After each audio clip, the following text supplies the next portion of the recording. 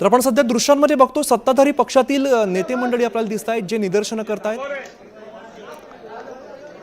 उद्धव ठाकरे यांनी जो अहवाल स्वीकारलेला होता या विरोधामध्ये खरं तर हे सगळे नेते ते निदर्शनं करताना दिसत आहेत। उद्धव ठाकरेंच्या विरोधात घोषणाबाजी करताना दिसत आहेत।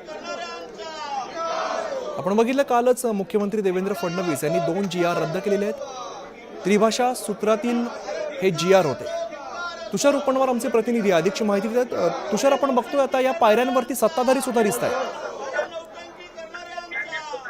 आपण जर पाहिलं असेल तर कालच मुख्यमंत्री देवेंद्र फडणवीस यांनी जे हिंदी सक्ती संदर्भामध्ये आंदोलन सुरू होणार होता त्या संदर्भामध्ये या प्रस्तावाला आपल्याला स्थगिती दिल्याचं पाहायला मिळतंय। आणि आता आपण जर पाहिलं असेल तर विधिमंडळाच्या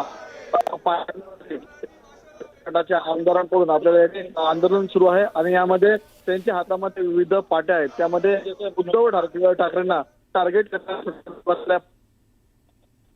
कारण या ठिकाणी करत आहेत।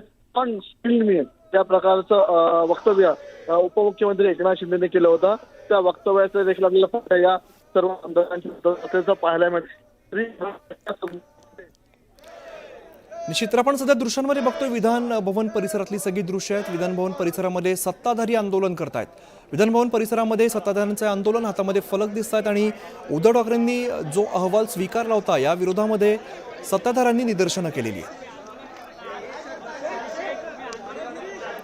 आपण बघितलं कालच मुख्यमंत्री देवेंद्र फडणवीस यांनी 2 GR रद्द केले, त्यानंतर या घडामोडी घडतात।